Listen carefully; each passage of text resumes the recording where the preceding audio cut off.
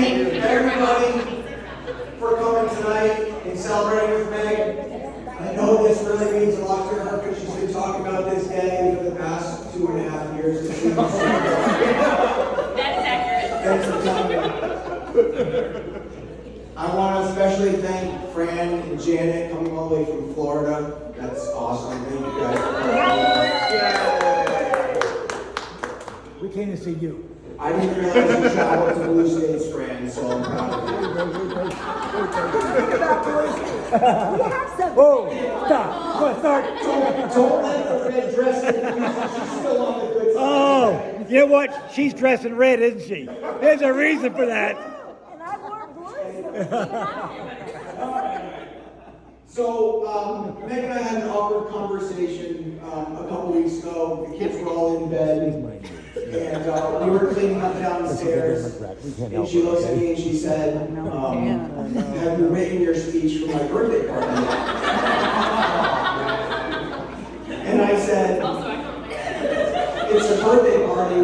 Why would I write a speech?" And so you can all imagine how the rest of my night went, and now here I am giving a speech at a birthday party. Surprisingly, she did agree to limit my responsibilities to just a speech. In typical Meg fashion, I thought she'd also sign me up to juggle or do magic or do manacles or some other birthday stuff. So in some ways, I'm actually relieved. Also, watch what you ask for, dear, because I have some things to say now. Now, despite what you see on social media and what she believes, living with Meg can have its ups and downs. So since I've been voluntold to give a speech tonight, I thought this would be a good time to recognize some of your strengths while also sharing my side of things. The first strength is your ability to plan ahead. No one can plan ahead better than Meg. She basically lives in the future, always thinking 10 steps ahead of everyone. Half the time, I don't even know what you're talking about. I just smile and nod and agree. Most of us don't know what we're having for breakfast tomorrow, yet you can tell us what we're going to have for breakfast on our third morning of our upcoming February break in Florida. On our first date nearly 15 years ago,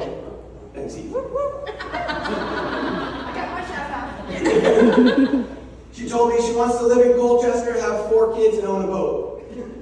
She also told me she wanted to have meatball sliders at her 40th birthday party, which is kind of odd. Trying to keep up with you is exhausting, and you do it in such an innocent and unassuming way. Like during the Super Bowl in February, you'll ask, "Do you think the kids want pogo sticks for Christmas this year?" Or during Thanksgiving, you'll ask, "What should we put on the menu for the upcoming July 4th party?" Meanwhile, I'm just trying to put my shoes on the correct feet and figure out what day it is. So Meg, thank you for your thorough planning and keeping us all on the same page, even if the page you're on is a book that doesn't come out until next month. Next, I want to recognize your level of patience. Let me give everybody an example. The other night, Meg was sitting at the kitchen table, and we were discussing what to do with our kids. Like what to do with them for tonight, we're not trying to give them away or anything. Tonight's also the night of the Porter's Point school dance. I was cleaning up in the kitchen, and Meg was laying out 3 options to the kids that she had drafted up and started to coordinate. The first was to have a sitter who would bring them here for the first hour or so, and then bring them home to bed. The second was for the sitter to take them to the school dance and then home to get ready for bed. The third was they could go to a friend's house who would take them to the school dance and then get back to their house for a sleepover. Chaos ensued. All 4 kids simultaneously tried to weigh the pros and cons of each option. They suggested fresh new options, tried to mash the options together, consulted with each other, tried to persuade each other that their option was best. I think one even phoned a friend. Quickly, they all got louder and louder as they tried to talk over each other and ask their clarifying questions. I watched from the kitchen, baffled. It was the end of a busy day. What could possibly motivate her to even start this conversation? Why did she give them options? Was the house too quiet? Did she want to test their critical thinking skills? Am I that boring to talk to that you'd rather open that can of worms? For the record, I have absolutely no idea where our kids are right now. Checking with them to figure out that story yet. Meg, you have the patience of a saint. Your ability to treat our kids like adults and provide options and entertain the several rounds of questioning makes you the better person. And our kids will definitely grow up better because of that. Lastly, I want to recognize your organizational skills. As most of you know, Meg doesn't do anything halfway. It's all or nothing, and it never seems to be the nothing option. Let me give you another example of how Meg is disorganized.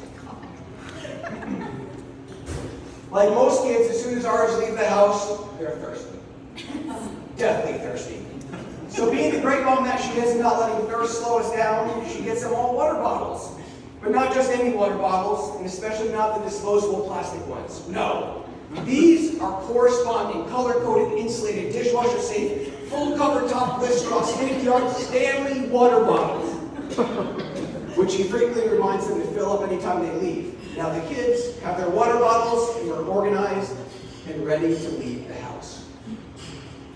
Now, as you can imagine, it can be cumbersome to keep track of anywhere between 4 to 6 water bottles and not leave any behind. And if you thought a paper or plastic bag would suffice to solve that problem, you would be wrong. So Meg invested in the water bottle carrier. And not just any carrier. An easily cleanable, foldable, durable, bright red, maximum capacity, tall bottle compatible water carrier. So now all the water bottles get filled and placed in the carrier, and now we are organized and ready to leave the house. Or so I thought. Because when we're out for extended periods of time, we run out of water. And now the carrier is holding empty water bottles, and dehydration returns as an imminent threat. So Meg, being the sharp cookie that she is, developed a refueling plan. Now accompanying the water bottle and the water bottle carrier is the backup water jug. But not just any jug. A 2-gallon vented, fast-flowing, double-walled, foam-insulated, leak-proof, color-coded Stanley water jug. At last, we are now organized and ready to leave the house. But in an interesting turn of events, it became increasingly difficult to carry the water bottles in the water bottle carrier in the heavy backup water jug from the car to our final destination. So being the problem solver that she is, not letting anything stand in her way, she introduced the water wagon.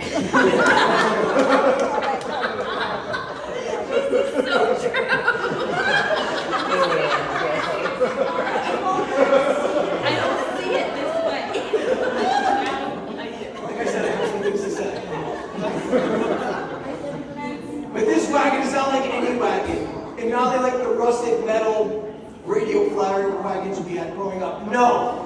This wagon is collapsible, multifunctional, made of durable canvas, telescopic handles, with fat rubber tires, made to easily tackle any terrain. The water wagon transports the water bottles, the water bottle carrier, and the backup water jug from the car to wherever we need to go effortlessly. Finally, we are organized and ready to leave the house. And if you know Meg, you know that the water wagon is not the snack wagon. But in the interest of time, I will spare you all the details of the snack wagon, and we can circle back at that other video. So Meg, I don't know how I've come this far in life without a detailed hydration plan. I should certainly be dead by now. On behalf of myself and our kids, thank you for being so organized. I'm sure Amazon thanks you as well. Anyway, I could go on and on about all your amazing skills, but according to your clipboard of fun, we are on a tight agenda, and my allotted time slot is up. So thank you for everything you do. You're an amazing person, a loving wife, great mom. I love you. Happy birthday.